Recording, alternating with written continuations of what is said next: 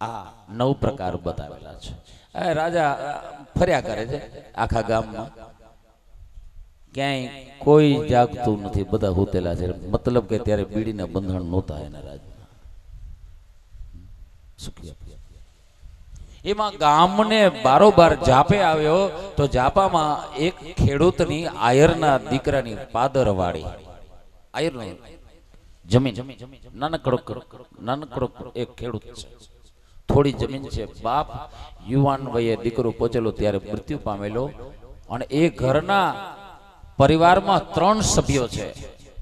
માં જે આયરાણીએ દીકરાને મોટો કર્યો તે આયરાણી, માં યુવાન દીકરો અને દીકરાને પરણ્યા હોય દીકરાની વહુ, આ 3 જણાનું એક કુટુંબ પરિવાર. પણ બાપ એ પાઠ ધર્મને વરેલા, પાઠ રામાપીરનો પાઠ, રાજસ્થાનમાં રામદેવજી મહારાજનો પાઠ કહે. રામદેવજી મહારાજના એક ગતગંગામાં ભળેલા, ગતગંગાને વળેલા, સાચા અર્થમાં સાધક હતા, ભગવાન આરાધક હતા. એ પરિવાર બરાબર પોષ મહિનો છે, રાત્રેના 12 વાગ્યાના ઘરેથી નીકળેલો, રાજમહેલેથી નીકળેલો રાજા જ્યારે જાપે પહોંચ્યો ત્યારે લગભગ 2 વાગ્યાનો સમય થયેલો રાત્રેના. એ સમયે પેલાને બાથરૂમ જવાની ઈચ્છા થઈ એ ખેડૂતના છોકરાને, એટલે એ ઘરથી બહાર નીકળેલો, બાથરૂમ ગયેલો છે લઘુશંકા કરવા. લઘુશંકા ઉભો જઈ રહ્યો છે. એ સમયે રાજા બરાબર ત્યાં જાપે પહોંચ્યો. એની નજર પડી ગઈ કે આ ગામને પાદરવાડી છે, ફલાણા ખેડૂની છે, એવું મેં સાંભળ્યું છે. એ ખેડૂની કોઈક ચોરી કરવા આવ્યો લાગે છે. પરિસ્થિતિથી વાકેફ નથી કે આ છે કોણ છોકરો. એને એમ થયું કે આનું પછવાડું ફાડે છે.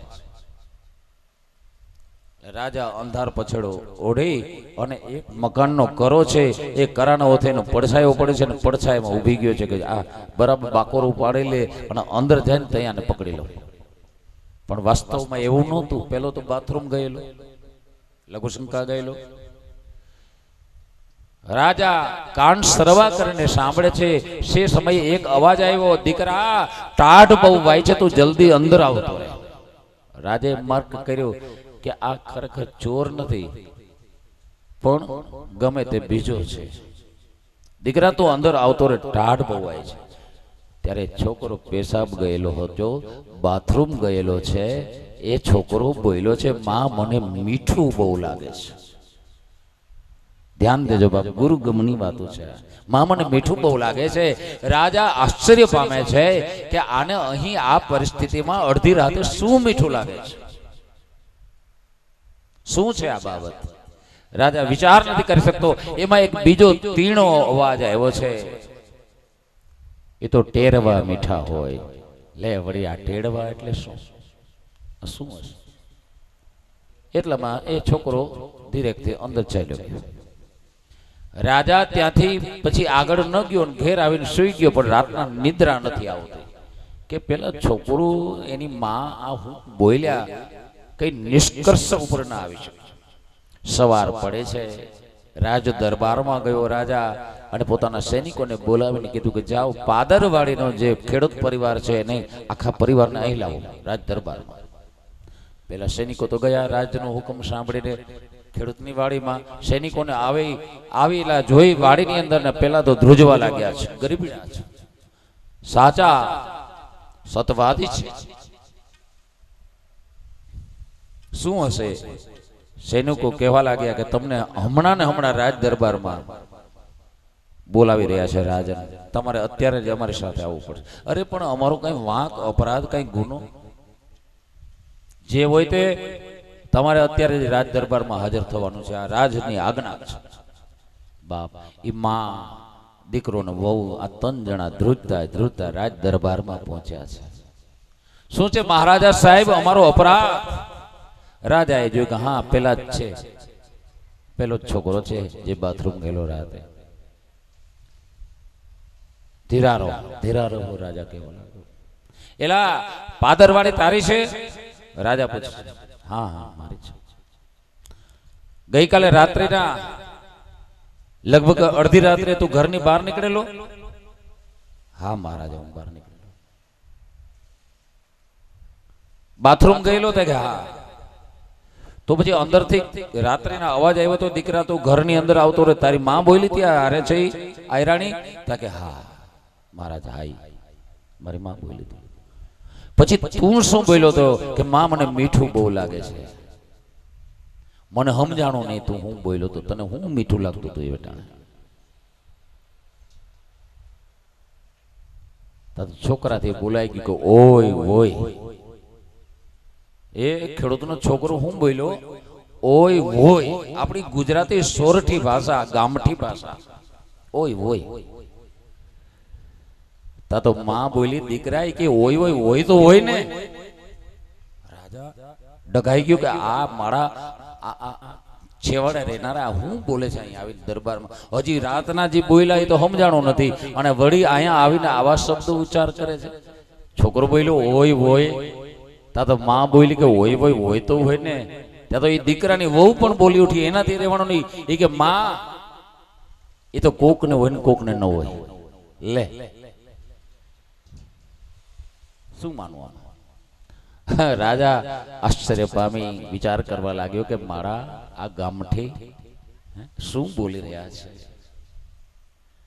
એક એ કહેવા લાગ્યો એલાવ તમે પેલા પ્રશ્નનો જવાબ નથી આપ્યો, બીજો પ્રશ્ન તમે ખડો કરી દીધો. આ તમે બોલ્યા, મેં તમને પૂછ્યું આ બાથરૂમનું ને રાત્રિનું અડધી રાતનું ને, અને તમે કીધું કે ઓય ઓય ઓય ઓય હોય તો હોય ને કોકને હોય ને કોકને ન હોય. આ શું બોલો છો તમે? આ કઈ ચર્ચા છે? આ કઈ ભાષા છે તમારી? પેલા ગભરાયા.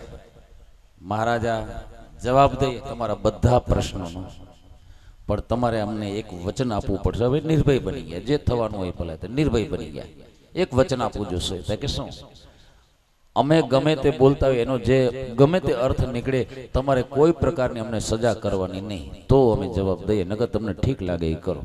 જાઓ, તમને મારું વચન છે કે તમારો ગમે એવો અપરાધ હે હું માફ કરીશ. જાઓ. રાજા કહે પણ આ મારા પ્રશ્ન છે ને એ અંદર ફૂલી ફૂલી મોટો થવા લાગ્યો છે. હવે જવાબ દ્યો ત્યારે મેળ આવે. હવે મારે જવાબ જોઈએ છે.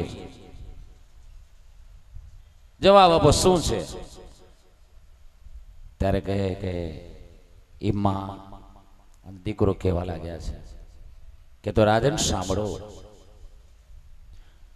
જે ગઈ રાત્રિના વખતે અડધી રાત્રે હું બહાર નીકળો, બાથરૂમ ગયેલી પરિસ્થિતિમાં હતો, ત્યારે એ સમયે મારી માએ મને ઘરની અંદર બોલાવ્યો. પણ એ જ્યારે ઘરની અંદર માએ બોલાવ્યો ને, ત્યારે જે પવન આવતો હતો એ પવનની દિશામાં ક્યાંક અલખ ધણીનું આરાધન થતું હતું. પાઠ મંડાણેલો, અને માંડેલા પાઠની અંદર એ રામસાગરની એ તારની સાથે એ જણકારની સાથે જે શબ્દ આવતા હતા, એ શબ્દ મારા કાન દ્વારા મારા હૃદયમાં જતા હતા ને, એ મને મીઠા લાગતા હતા. એ શબ્દો ક્યાં હતા? અજરા કાઈ જરિયા ન જા,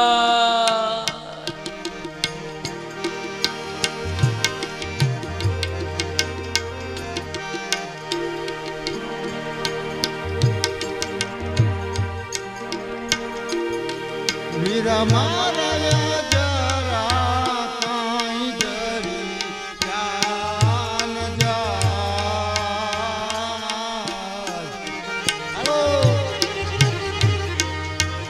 એવો થોડે રે એ થોડે રે સંતોત સાથ પિયો રે.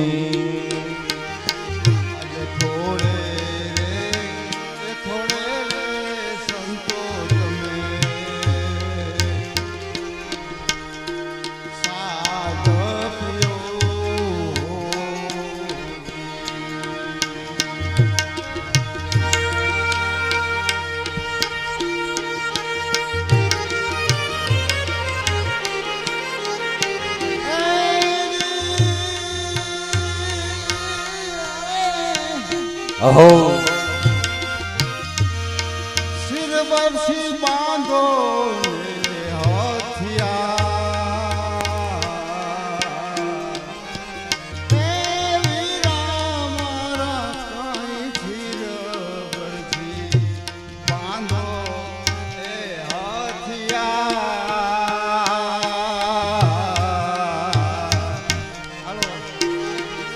એવા માયલાની હારે રે તમે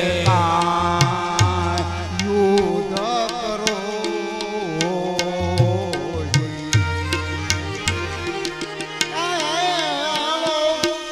માયલાની આરે તમે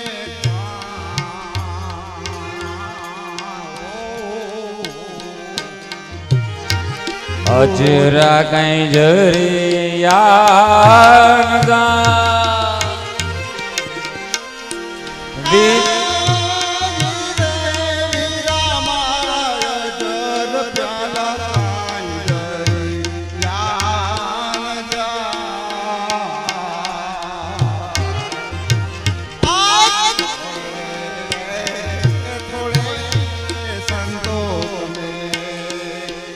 સાધ પિયો સાધ પિયો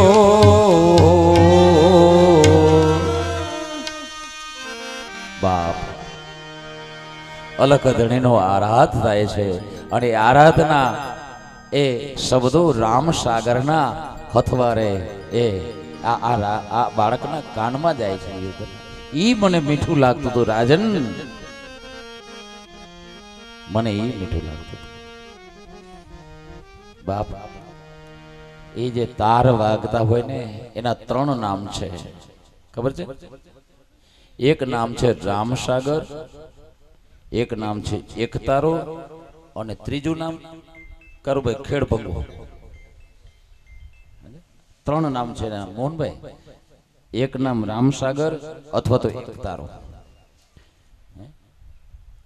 રામસાગર, એકતારો અથવા તો તંબુરો અને ત્રીજું નામ છે ખેડભંગો. રામસાગર નો મતલબ છે ભગવાન રામના રસમાં ભરપૂર ભરી દેતો હોવાથી એ સાધનને રામસાગર નામ આપેલું છે. ભગવાનને સાથે આ જીવ અને શિવની એકતા કરાવી દે એવા સુર નીકાળતો હોવાથી એનું નામ રાખ્યું છે એકતારો. એક તાર કરી દે. અને ખેડભંગો ખેતી કરતો હોય, ભજનની કઈ ખબર ન હોય, ભજન બોલવા જાય એ રામસાગર લઈને માત્ર રાગ રાગડા હું હાન હીન આ પણ ગુજરાતમાં છે, બાકી ક્યાંય ન મળે. આખી રાત રાગડા તાણે અને પછી દિવાલની વાહે જાય મકાનની પાછળ હાણે ભજન કેડાક લગે, હાણે ચાજો કોવાય.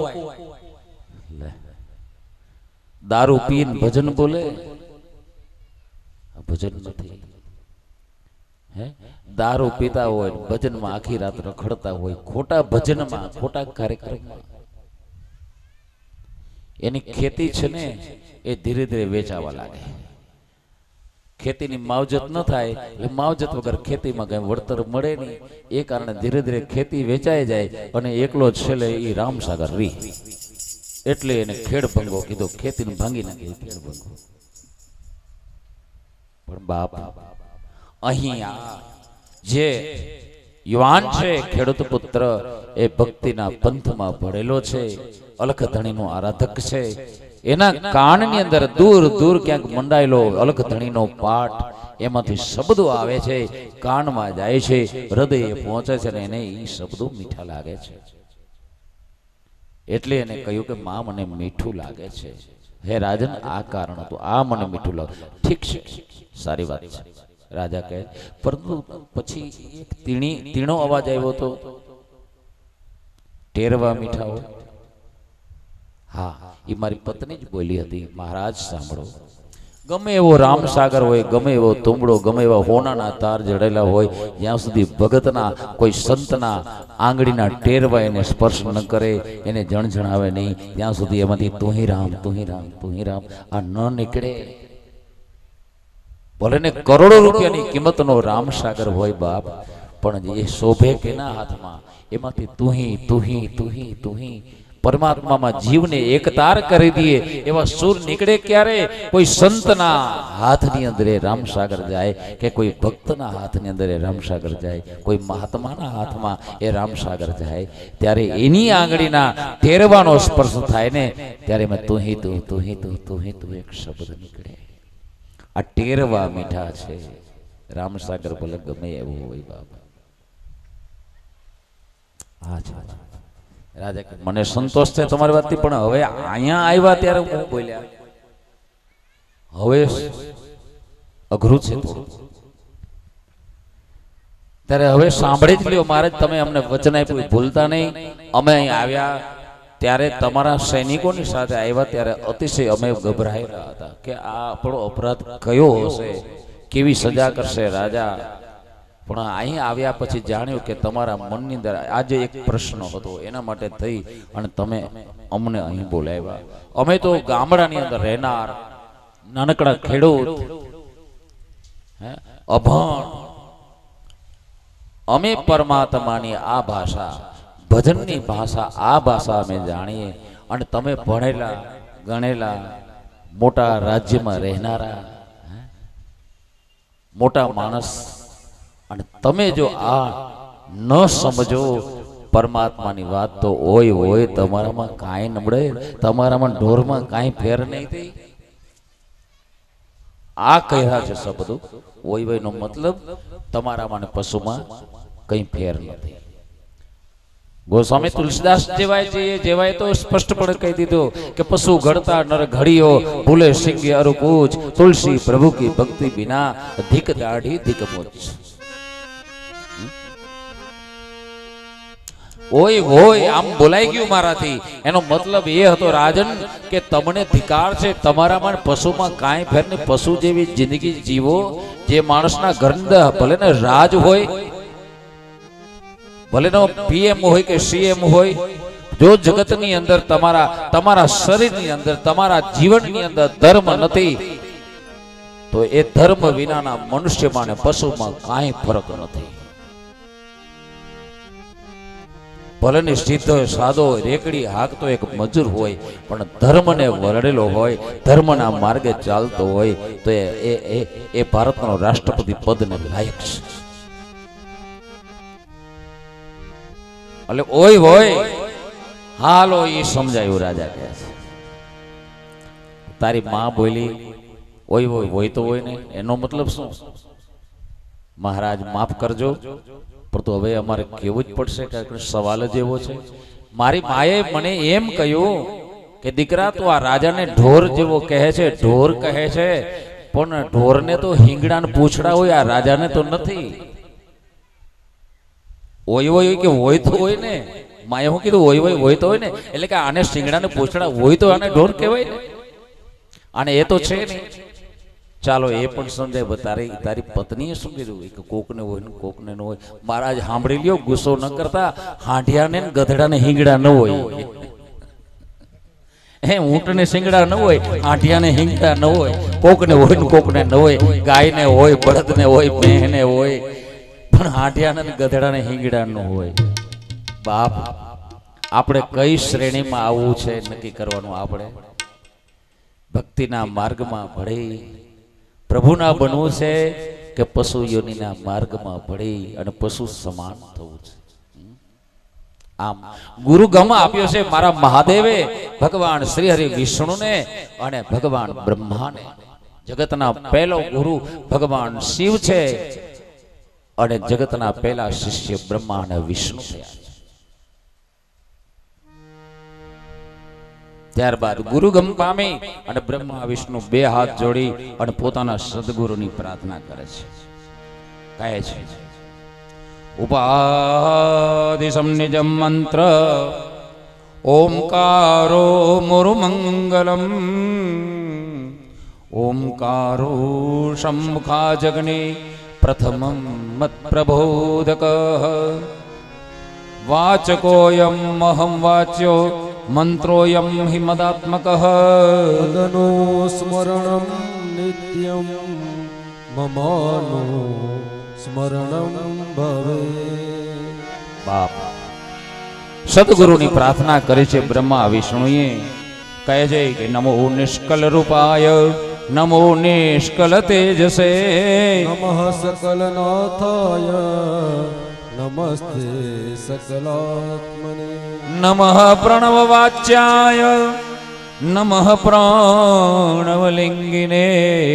નમઃ સૃષ્ટ્યાદિકર્તે ચ નમઃ પંચ મુખાય તે. આ ગુરુની પ્રાર્થના છે કે પંચ બ્રહ્મ સ્વરૂપાય પંચકૃત્યાય તે નમઃ.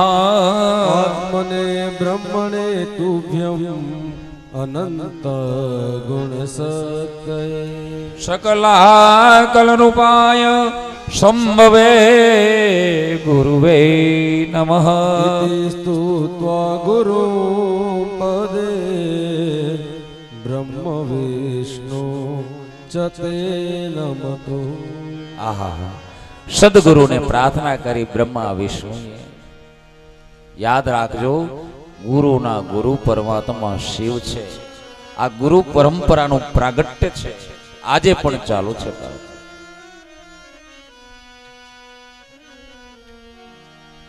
એ ગુરુ પરંપરા ત્યાંથી ચાલુ થઈ છે, આજે પણ એ ગુરુ પરંપરા ચાલુ છે, વ્યાપક બની ગઈ છે. બ્રહ્મા વિષ્ણુ બંને ખુશ થયા છે. બંનેને ભગવાને શિવલિંગની પૂજાનું સાધન શિવલિંગ આપ્યા છે અને કહ્યું છે કે વિવિધ પ્રકારની શિવલિંગા વિવિધ કામનાઓને પ્રાપ્ત કરવા માટે શિવલિંગનું પૂજન થઈ શકે. અહીં અમારા આ કથાના યજમાનો 40 જોડી છે ને, એ પાર્થિવ શિવલિંગ બનાવે છે.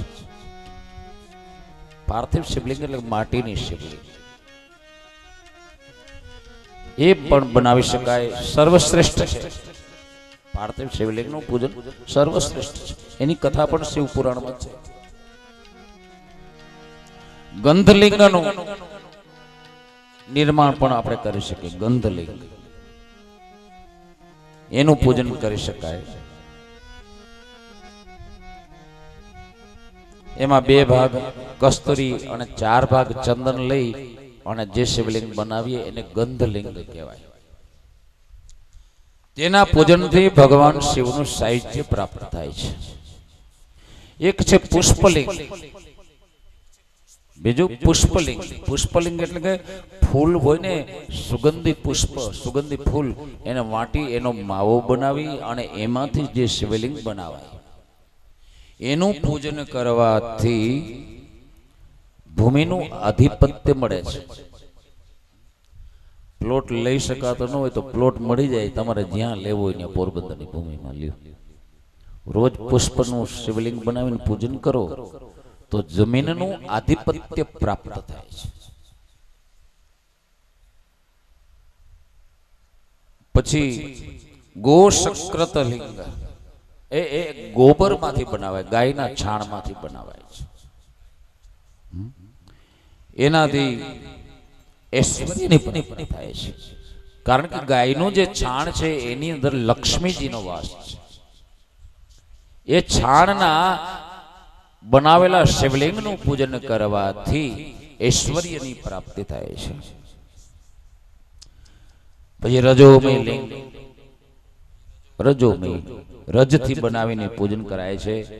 એનાથી વિદ્યાને ધારણ કરવા સામર્થ્ય પ્રાપ્ત થાય છે. પછી યવ ગોધુમ શાલી બીજલિંગ, યવ એટલે જવ, ગોધુમ એટલે ઘઉં, શાલી બીજ, આ 3 વસ્તુનો લોટ કરી, પાવડર કરી, એમાં પાણી મેળવી, માવો કરીને એનું શિવલિંગ બનાવીને પૂજન કરવાથી લગ્ન ન થવાય. જે છોકરાના જુવાન થઈ ગયું હોય, વાતું હાલતી હોય અટકી જાય, વાતું હાલતી ને અટકી જાય. જે યુવાન છોકરી થઈ ગઈ, વાતું હાલતી ને અટકી જાય, વાતું હાલતી ને અટકી જાય, એને આ કરવાનું. જવ, ઘઉં અને શાલી એટલે ચોખા, આ 3 ધાન્યનો લોટ બનાવી એની અંદર જલ પધરાવી, ગાયનું દૂધ પધરાવી, એનું શિવલિંગ બનાવી, માવો બનાવીને શિવલિંગ બનાવી, એની જો રોજ પૂજા કરે તો એની વાત આગળ હાલે છે, એની હગાઈ થઈ જાય છે ને લગ્ન થઈ જાય છે. અખતરો કરજો, જુવાની આવું કોઈ હોય. પછી ખાંડમય લિંગ, ખાંડની ચાસણી બનાવી અને એનું પૂજન કરવાથી આરોગ્યની પ્રાપ્તિ થાય છે. રોગ હોય ને તો દૂર થઈ જાય છે. પછી લવણ જ લિંગ, લવણ જ એટલે કે લવણ એટલે મીઠું, નિમક. નિમકનું શિવલિંગ બનાવીને પૂજન કરવાથી સૌભાગ્યની પ્રાપ્તિ થાય છે. ભલે તિલ પિષ્ટોપલિંગમ, તિલ એટલે તલ, તલ ને વાટી એનો માવો બનાવીને એનું પૂજન કરવાથી શત્રુઓ ઓછા થાય છે. ભસ્મલિંગ, ભભૂતિનું શિવલિંગ બનાવીને એનું પૂજન કરવાથી વૈરાગ્યની પ્રાપ્તિ થાય છે. ગુડોઠલિંગ, ગોળમાંથી શિવલિંગ બનાવીને એનું પૂજન કરવાથી જીવનમાં મીઠાશ પ્રાપ્ત થાય છે. આમ અલગ અલગ શિવલિંગોનું વર્ણન કર્યું છે. અને ત્યારબાદ ભગવાન શિવજીના તીર્થ ક્ષેત્રોમાં મહિમા કયો છે કે શિવલિંગનું પૂજન કરવાથી ભજનની પ્રાપ્તિ થાય, ભક્તિની પ્રાપ્તિ થાય છે. શિવલિંગનું પૂજન શા માટે? તો કે જગતના અર્થો, એ લૌકિક કામનાઓ એ મળે છે, સાથે સાથે ભગવાનનું ભજન મળે છે. શિવ પૂજા કરવાથી ફાયદો શું? ફાયદો એ કે તમારી ને મારી લૌકિક કામનાઓ ભગવાન પૂરી કરે છે અને વિશેષ ફળ તરીકે તમને ભક્તિની પ્રાપ્તિ થાય છે. શિવ પૂજનથી ભક્તિની પ્રાપ્તિ થાય છે અને યોગની પણ પ્રાપ્તિ થાય છે. યોગ એટલે શું એની કથા આગળ ઉપર આવશે આગળના દિવસોમાં. યોગ કયો, યોગ એટલે શું, ખરેખર અસલી યોગ કયો શિવ ભક્તો માટે, એની વાત આપણે કરશું. જેટલો સમય મળશે એનો સદુપયોગ આપણે કરશું.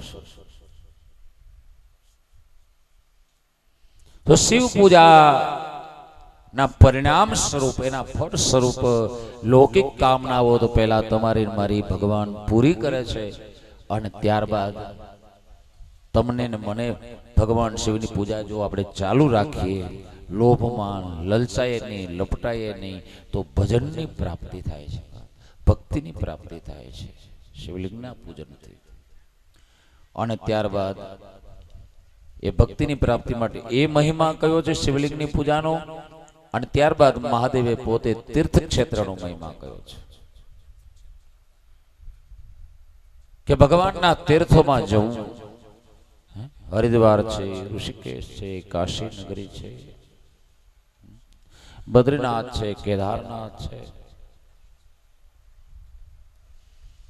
ત્ર્યંબકેશ્વર છે, દશમેશ્વર છે, ભીમાશંકર છે. કોઈ પણ જ્યોતિર્લિંગનું ક્ષેત્ર છે, તીર્થમાં ફળો. તીર્થોનું ફળ શું? તો કે તીર્થોનું ફળ પહેલા તો ગમે એવો ક્રોધી માણસ તીર્થમાં જઈ તીર્થ સ્નાન કરે તો તીર્થનું ફળ એવું લખે છે કે એ શાંત થઈ જવો જોઈએ. તમે લોકો કોઈ દી યાત્રા કરવા ગયા છો? યાત્રા કરવા? હા, જો તમે દ્વારકા કે હરિદ્વાર કે અયોધ્યા કે મથુરા કે કાશી યાત્રા કરીને આવ્યા હો તો જો તમારી યાત્રા વ્યવસ્થિત રીતે હકીકતમાં વાસ્તવમાં સાચી યાત્રા થઈ હોય ને તો તમારામાં પરિવર્તન આવવું જ જોઈએ. આ તીર્થોનું ફળ છે. યાત્રા કરવા જઈએ અને પરત આવીએ ત્યારે આ જીવન છે ને ક્રોધ મુક્ત થવું જોઈએ. આ યાત્રાનું પ્રમાણ છે. મોહ મુક્ત થવું જોઈએ, ક્રોધ મુક્ત. આ બે ફળ તો ખાસ કરીને યાત્રાના ફળ સ્વરૂપે છે, એના પ્રમાણ સ્વરૂપે છે. પણ યાત્રા કરીને આવ્યા હોય, બધા મળવા આવતા હોય અને મોહનભાઈ બે દી મોડા આવે, ઓલો મોહન હજી મળવા ના આવ્યો એટલે ખીજાઈ જાય. ઉલટાના વધારે કડવા બનીને આવે છે યાત્રાળુ. આ તુંબડા કડવા રે હો કડવા, તુંબડા કડવા રે હો કડવા, એ તુંબડા ગયા તા જાત્રાઓ કરવા. તુંબડાઓ ગયા તા જાત્રાઓ કરવા. એ તુંબડા કડવા રે હો કડવા तुम बड़ा रे कड़वा रे हो कड़वा। આપણી મનુષ્યની ખોપરીને થુમડા કીધેલા છે. આ ખોપરીઓ ગંગામાં નાય, જમનામાં નાય, સરસ્વતીમાં નાય, નર્મદામાં નાય, ગોમતીમાં નાય, અને પાછી ત્યાં એવી ધૂન લગાવ્યો, દ્વારકા નગરીમાં જાવો છે ને ગોમતીજીમાં નાવો રાધે ગોવિંદા. મજાવું છે ને ગોમતી માનાવું રાધે ગોવિંદા. કરવા ગિરનાર જાવો છે ને દામો કુંડમાં નાવો રાધે ગોવિંદા. નર જાઉં છે ને દામોદર માનાવું રાધે ગોવિંદા. લ્યો એવું બોલતા હોય બેનો, તો એવું બોલતા હોય બાપ સ્પીડથી, પણ ઈ જાત્રાળુ બે દી મોહનભાઈ મોડા થાય ને તો કડવા ઝેર જેવા થઈ જાય હતા, એના કાથી કડવા થઈને આવે છે. હું જાત્રા કરીને આવી ને એનાથી આટલું ન થાય? હું જાત્રા કરી આવ્યો ને આટલું બધું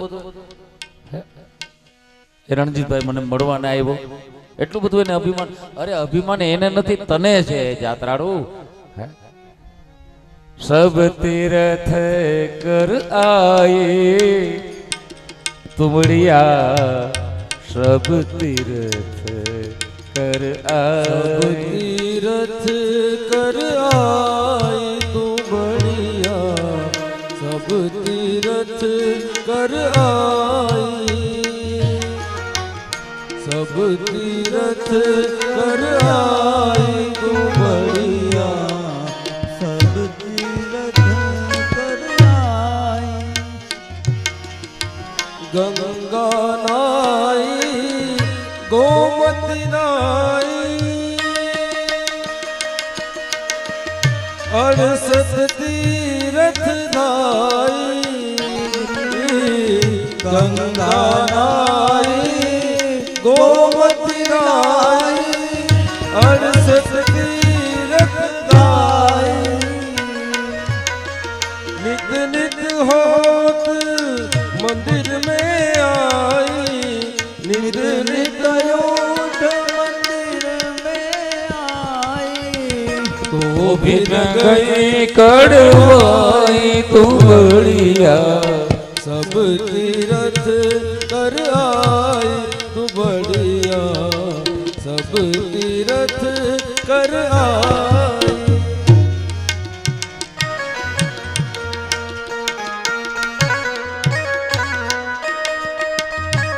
अरे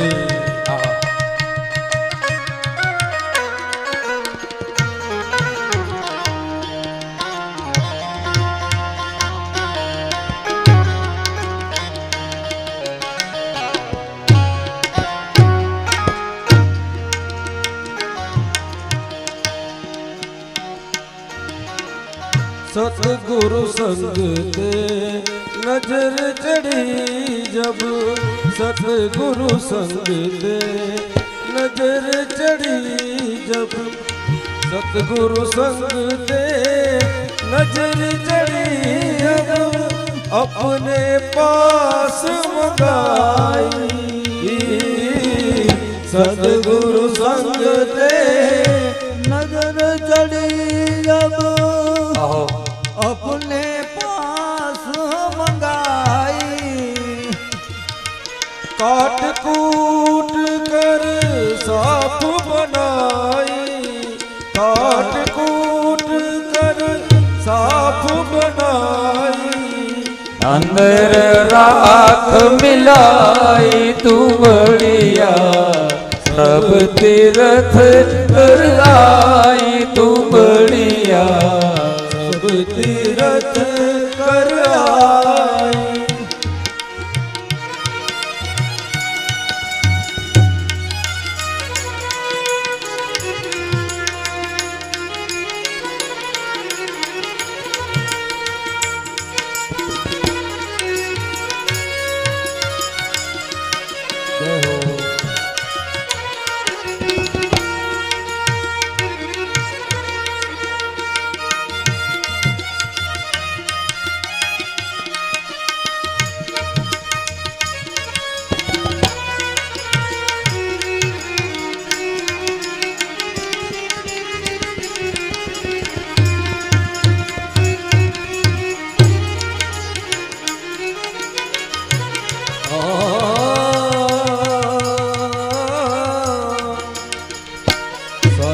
राधा राख मिलाकर साफ बनाई तब तो गई कड़वाई राख मिलाकर साफ बनाई तब तो गई कड़वाई अमृत जल भर लाई तू बढ़िया अमृत जल भर लाई तू बढ़िया संतन के मन भाई तू बढ़िया सब तीरथ कर आई तू बढ़िया सब तीरथ कर आई तू बढ़िया सब तीरथ कर आई।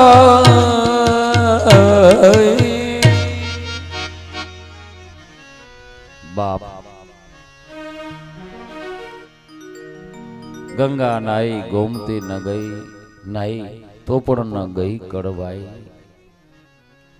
ત્યારે મારા મહાદેવે કીધું છે તીર્થમાં જવા છતાં જો તમારી કડવાશ ન જાય ને તો પછી હાલતું ચાલતું તીર્થ અમારા સંતો છે, સંતોના ચરણમાં જાઓ, સંતોના શરણમાં જાઓ। ત્યારે સંતો કાટ કૂટ કર શાખ બનાઈ ભીતર રાખ લગાઈ। અંદર ઉપદેશ રૂપી પોતાની તપશ્ચર્યાના પોતાના ભજનના ફળ સ્વરૂપી રાખતી તમારું મારું ભીતરી સાફ કરી દેશે। ઈ સંતો જંગમ તીર્થ છે, હાલતા ચાલતા તીર્થ છે સંતો, મહાત્માઓ મહાપુરુષો સાધુઓ। કોઈ સંતના શરણમાં જાઓ, સંતરૂપી તીર્થના શરણમાં ચાલ્યા જાઓ।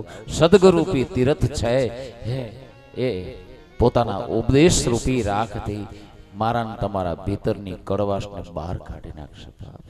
એમાં અમૃત રૂપી પ્રભુ નામ સંકીર્તન જ્યારે વાસ કરશે ને ત્યારે કડવી તુંબડીનું જે એક કમંડલ હોય એની માલિકો જ્યારે રાખ લગાવીને સાધુ સંતો એને સાફ કરે પછી એની માલિકો કડવા તુંબડાની અંદર પાણી ભરે ને એ પાણી મીઠું સાકર જેવું ઠંડુ શીતળ અને મીઠું બને છે। એમ આ કડવા તુંબડા જેવા માનવ દેહધારીઓ સદગુરુના શરણમાં જ્યારે જાય છે, સંતોના શરણમાં જાય છે ને ત્યારે સંતોનું કામ છે અંદર તમારી ભીતર જે કડવાશ ભરેલી છે એ કડવાશને દૂર કરી પોતાના ઉપદેશ દ્વારા અને ભગવાનનું ભરપૂર ભજનથી તમને મને ભરપૂર કરી દે છે। આ સંતો છે, તુંબડીના જલ જેવા મીઠા બનાવી આપે છે આ સંતો। આ શિવ પુરાણનો બોધ છે, આ ભગવાન શિવજીનો બોધ બ્રહ્માંડ અને વિષ્ણુનો છે। આમ તીર્થોનો મહિમા કયો છે, ત્યારબાદ નિત્ય કર્મ બતાવે કે રોજ કયું કરવું, ગ્રસ્ત ધર્મ બતાવ્યો છે અને પાર્થિવ શિવલિંગ નો મહિમા કયો છે। પાર્થિવ શિવલિંગ નો મહિમા કહું એની પ્રારંભ કરું એની પહેલા ફરી એ જ વાત 10 દિવસ સુધી કરીશ। એ તો ચા પાણી માટે 10 મિનિટનો આપણે વિરામ રાખશું, ત્યારબાદ આગળની કથામાં આપણે પ્રવેશ કરશું।